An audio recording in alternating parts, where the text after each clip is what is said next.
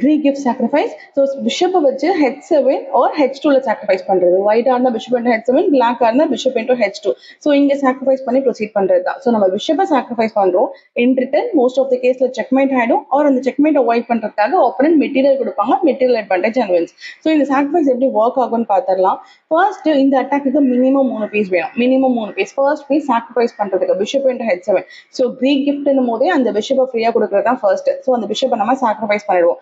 And checkmate பண்றதுக்கு queen வேணும். queen வந்து mating piece. Okay, so queen h7, king g8 போவாங்க. Okay, ஆனா queen h7 or h8 நேரா வைக்க முடியாது, அது கண்டிப்பா support வேணும் இல்லையா? So supporting piece ஒன்று வேணும். So sometimes joker இருக்கலாம், knight இருக்கலாம். So அந்த queen h7 checkmateக்கு supporting piece வேணும், அதனால இப்போ knight g5.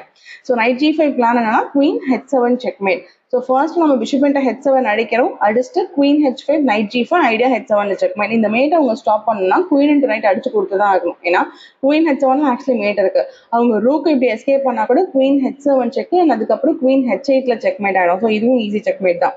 ஸோ இப்போ இந்த மேட்டை அவாய்ட் பண்றதுக்கு opponent என்ன பண்ணி ஆகணும், queen into g5 தான் அடிச்சாகணும். இந்த knight g5 வைக்கும் போதே queen g5 அடிச்சா மட்டும்தான் இந்த மேட்டை காப்பாற்ற முடியும். மேட் காப்பாத்தினாலும் நமக்கு queen கிடைச்சிச்சு and wins.